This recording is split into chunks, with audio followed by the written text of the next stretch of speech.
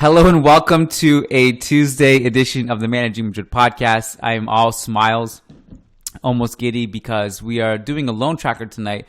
The loan tracker itself was a lot of fun because I'm very excited to talk about one player in particular, but I'm a little bit giddy because I'm currently eating an ice cream cone as I do the intro, and I'm just giddy because Real Madrid have put a formal offer for Kylian Mbappe, and I had a feeling we would talk about Mbappe a little bit tonight, just given the reports yesterday, but I didn't know if there was going to be anything concrete. So now we have something, and certainly we don't have anything definitive, and we can almost make fun of the fact that there's like a million reports out of one single fact, which is Real Madrid put an offer, and that's pretty much all we know.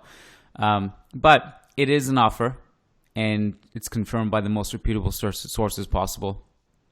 And our very own Lucas Navarrete also got confirmation from the club. So we're going to talk about that to start the Loan Tracker podcast. And as always, every Tuesday, Matt Wiltsey is here. So Matt, how you doing today? Kian, I'm doing well. I got a smile on my face too. It's I guess you could call Kylian Mbappe the ultimate loanee, right? Because this is kind of the inevitable. This is the prophecy we've been waiting for how many years since he first moved to PSG. And it's fine. In 2021 was kind of the year we all circled, and so could it finally be coming to fruition? That is the question, and that it's interesting to see how this all unravels. At least there's only 7 days remaining in the transfer window, so we don't have to go along with these reports every single day for 2 more months or anything like that. It's gonna have to end one way or another in 7 days. So let's lead the discussion with a question from a patron. Nicholas Gonzalez wants to know, rumors aside, looking at the 160 million euro fee for Mbappe, in your guys' opinion, do you pay the fee now or wait to sign him for free next summer and attempt to assemble the dream team? In my opinion, there are too many variables. I think you get it done now if you can. So what do you think about this, Matt? Yeah, this is tough, and I've seen kind of both angles argued for, and those that are proponents of paying the 160 now have said basically like, look, this is the start of the project, and this is how you entice others. You start the project now, and you make a statement now by paying that 160, and it's also a statement to Mbappe, showing him, look, we're just as serious as you are. You've done all this work. You've rejected insurmountable amounts of money from PSG and quite an impressive sporting project. And now here we are going to do our part. Despite a pandemic, despite 2 years without fans or nearly 2 years without fans, we're going to hedge out our largest ever transfer fee for you. So that's a statement in itself. And so I see all that. And obviously the other big point is that Kylian Mbappe, like, you don't worry in 4 months whether or not you're going to have to compete with all these other clubs, because there will be other clubs knocking at his door as a free agent, and you get him tied down. So from that perspective, I get it. I totally get it, and I'm kind of swayed by it. But on the other hand, it is a lot of money. We've gone down this route before with Eden Hazard. Literally, January is 4 months away, and despite yes, there may be competition, but in reality, I think we all know, and the thing that I've publicly stated that has impressed me more than anything is Kylian Mbappe's like insatiable desire to join Real Madrid. Like, he's pulling out all the stops. It's clear he wants to go to Real Madrid, and he's got his mind made up. And so if it has to come to that in 4 months, you sign him on free. Like, January will be here before you know it. It's hard to kind of say, yes, you should pay 160 million now, knowing that. But yeah, I don't know. I'm kind of torn. I haven't really made up my mind on this. How do you feel about it, Kian? So I've tried to calculate this from both angles, and my train of thinking is that I think you try to do it now and you don't wait. I think there are too many variables. Like, you mentioned the competition at the end of the year if we try to sign him for free. I personally actually think, like, at that stage, Mbappe is pushing his way to Real Madrid only. So I don't necessarily think that we'll be competing with any other teams for a signature if he's really hell bent on coming to us. But there are other variables, like you just really don't know what's going to happen a year from now, and you can't really guarantee that there's not a 180 turn from him and he wants to stay in Paris all of a sudden for whatever reason. We've seen weird things happen before. We've seen players take 180 turns. We've seen minds change. We've seen different things happen. You never know. I also think the club is going to calculate this rightfully calculated in a different way, which is they're not actually going to get him for free next summer. They have to pay the signing fees, the agent fees, all that stuff is going to be super expensive. Now, it's not going to be 160 million. And mind you, even this is not going to be 160 million. I can almost guarantee that this is just the bargaining chip, and it's going to be somewhere in the middle, I think. Maybe even closer to 200, I'm not sure. But it's not going to probably stay at 160, right? So 160 is a little bit generous. I don't think it's going to be lower than 180. So we'll see. But so while the signing and agent fees are not going to be 180, 160 next year, they're still going to be significant. And you can just chalk it up and say, well, if you sign him earlier now, you get him earlier, you also make a run at 3 titles possibly this year. I mean, La Liga right now was watered down among the top teams. Mbappe on this roster immediately makes you the favorite of the top 3 teams in Spain to win the league. It also puts you in really good competition to win the Champions League next year. I mean, you got to the semifinals last season with a crippled team that was just walking wounded, like with one leg dragging itself to the finish line. And they made it to the semifinals somehow. They lost to a better Chelsea. All of a sudden, you add Mbappe into this mix. You have you have a more interesting offensive blueprint with Ancelotti. There's definitely ways you can look at that cost-benefit analysis when you weigh the signing and agent fees plus the title contention you put yourselves in with signing Mbappe. And then next summer, you can really focus on Haaland, which I think is a real possibility. So I think you try to pull the trigger now if you can. I think it's worth it. Now, the Hazard point is interesting because the Hazard thing has really scarred a lot of us, and we know how much the club is handcuffed to him now with that salary and the fact that, you know, he's here now, so that salary would have been given regardless. But the fact we dished out that money for him when we could have had him for free, and possibly we may not have even signed him for free. Just, you know, who knows if he would have had his injury woes at Chelsea instead of Real Madrid for that first season. But that's with hindsight. I think I had this idea thinking about this tonight, Matt, that we should launch a new podcast segment if we ever have time, where we go and redo Real Madrid summers, going back every year. Like we redo like the Hazard summer and don't sign them. We redo 2018 where we sell Bale, maybe Asensio as well. And we just redo the summers with hindsight. But I think, like, even going back then, that Hazard thing, I was on board with signing him. Now, I was wrong about that because we have hindsight now, and others can also point to the fact that why we shouldn't have signed him in the first place. But I think you can, if the player is great enough, I think there's no need to wait. In this context, I think it makes sense to try to do it now. Yeah, so the other thing, and the other big difference between Hazard is obviously Kylian Mbappe's age.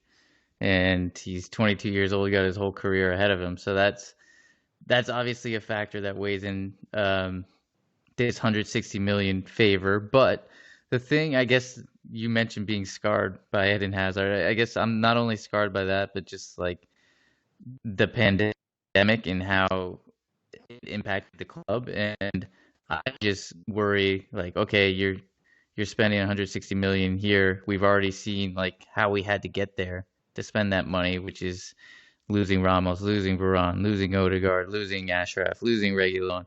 Like, I'm just worried from that perspective. Are we going to debilitate ourselves from being able to invest in other parts of the team next summer?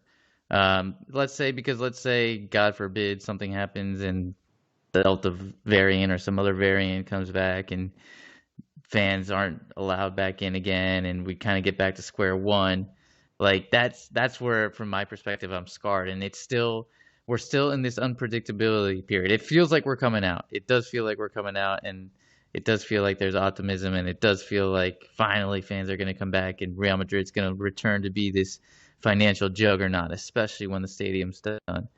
But a small part of me is still a little bit concerned about just putting all this money out for one player. And I know it's Mbappe, and I know people are probably screaming through their headphones or whatever they're listening to and saying you just got to pull the trigger. You got to do this now.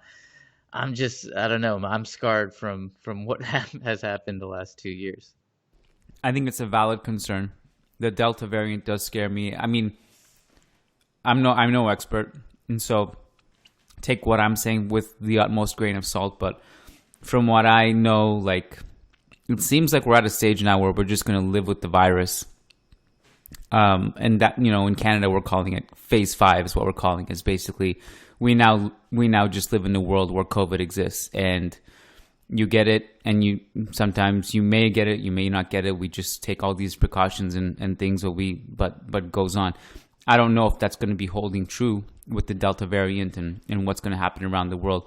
But I will say, I think when the club weighs the long-term consequences of what's happening right now, with the frugality of which they've dealt and navigated the financial situation, selling the players they have and not buying anybody, apart from Alaba, of course, who has a gigantic salary. But I think there was like basically two ways that they could have signed Mbappe, right? One of them was the Super League, and the other one was basically Plan B, which is literally exodus of heavy contracts and just piecing together every cent you can from the Odegaard deals and the Varane deals, etc. So I think they tried the Super League thing. They were hell-bent on signing Mbappe. We all knew that from the beginning, and we all knew Mbappe was hell-bent on coming here. And so they try to make it work by just selling a bunch of players, and that's where we are. And I will say, like, I don't know if you mentioned this necessarily, but I feel like you hinted at it, like, how do we piece together the rest of the roster if we're just losing everybody?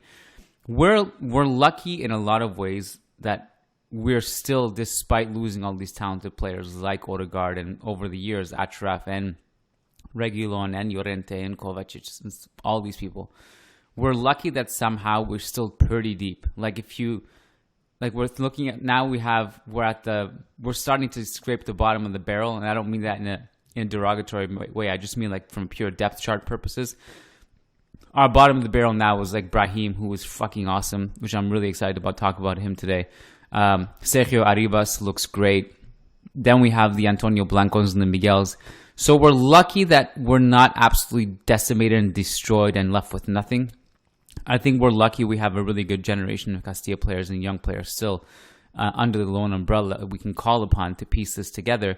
Plus, we all know, like, the financial outlook from the future perspective, like from a pure cash flow perspective, like 3-5 years from now. I know it's hard to plan cash flow. You don't really go that far when you talk about cash flow, obviously, but I'm talking about like just the financial projection of the stadium being built and revenue that brings, and then fans being back in the stadium. It's pretty optimistic. The only thing that really could derail this is if the Delta variant really does shut everything down again. But if it doesn't, I think we'll be okay.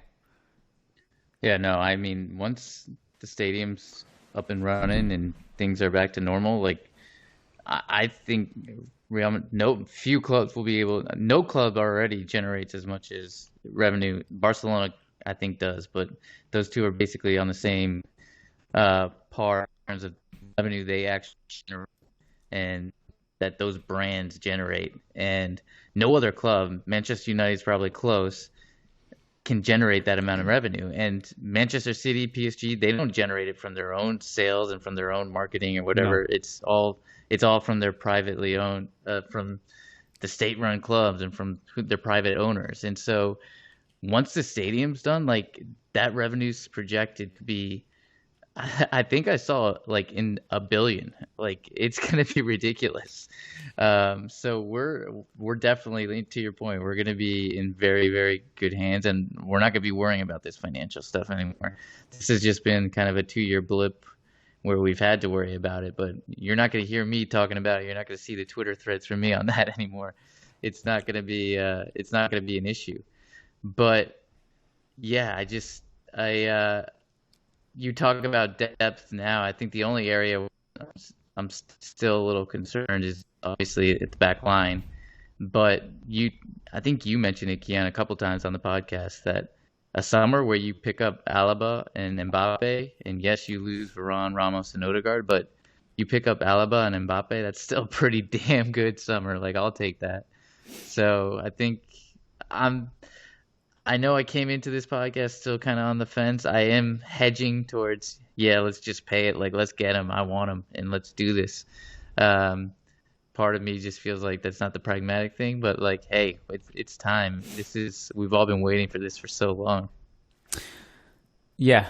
I also just quickly revisit a theory that Lucas had on Thursday. I don't know if you listened to that mailbag, and in case listeners didn't listen to it, first of all, go back and listen to it. The mailbag always is insightful with Lucas. But one of the theories that Lucas had last week, Matt, was that the only justification for the Spanish media being so adamant and doubling down and tripling down and quadrupling down on this idea that Mbappe is coming this summer is the only explanation that they're so confident. Because we all know, like, no matter how confident you are, this is ultimately in PSG's hands, right? It doesn't matter what other deals and what sources are had. If PSG say no, then it's no. But his theory was that this deal was agreed upon months ago. And the only reason it's basically drawn out like this publicly is because PSG wanted, like, the deal would have been PSG gets to drag this out to pretend like they've done everything they can to hold on to Mbappe until the last second from a PR perspective. Do you buy that? Do you think it's feasible? Yeah, I mean, I could see it. I could definitely see it. What I do definitely believe is that this deal has been Real Madrid and Mbappe have been in contact ever since he signed for PSG, and this deal, at least in the last 2 years, this has been something that they've been just hammering home and working with Mbappe on for 2 years. And like that's why everything in terms of like personal terms and agreements with Mbappe, that's reportedly all done. Like that's not the issue. It's just getting PSG to give in. And so I think I think part of the reason why the Spanish media has been so confident is probably just because Real Madrid has been telling them, look, everything's done with Mbappe. Like he's agreed. He's going to play for Real Madrid. He wants to play for Real Madrid. His mind is made up. But the only thing is we have to get PSG to sell, and he's only got 1 year remaining. There's no way they don't accept our 100+ million offer. And maybe that's where the optimism comes from. Or to Lucas's point, his theory that this has all been done and dusted and it's just all charade to make sure she comes out looking like they tried everything they could. It would be insane if he didn't come at this point. Or like I mean, I've seen the question, like people saying, what's more dumb, the fact that Real Madrid have offered 160 million for a player that's free in 4 months, or PSG not accepting 160 million for a player that's free in 4 months? I actually think the bigger reason that PSG would sell more so than the money is just that he's just going to be sulking for the entire year if they don't sell him. Like, and you don't want to be that club that's late. Like superstars look there and then they're like, "Oh my God, I'm locked in there. Like no matter what, even if it goes wrong for me, like that." You don't want to be that club that just keeps people against their will. Yeah, well, you also see like in the first couple of games, there's just kind of this weird atmosphere where he looks like he's disconnected from his teammates, and he's getting booed at the stadium. It's just. I feel like I don't know if they really want to see that vibe. I will say from a PSG perspective, if this deal goes through, there's two people who lose. There's many people who lose, many people who win. But I'm just going to simplify it for this discussion. There are two big losers. One is the Spanish media, if it doesn't go through. Or sorry, if it doesn't go through, I mean, the Spanish media is the biggest loser. if it does go through, I thought about a lot, like from a pure individual standpoint, who would be the biggest loser? I think it would be Messi. Because imagine if like you're coming into this team and everyone's talking about Mbappe, Neymar, and Messi. All of a sudden, you're gonna go without Mbappe and relying on the health of Neymar and Ramos. Like I don't think it's inconceivable that if Mbappe leaves, you're gonna go into like this Champions League round of 16 game and Messi's looking around and it's like him and Icardi and no midfield because Marquinhos has to be pushed back. You don't think PSG will try and sign somebody if they actually give in on Mbappe? Like who would it be at this point? Ronaldo? I don't know. I mean, I've seen ridiculous things thrown around like Lewandowski, Ronaldo. All right. Well, maybe we should just wait till the window opens to talk then. Yeah. All right. Let's do loan tracker stuff. Unless you have any other Mbappe thoughts. Nope. I'm good. Okay.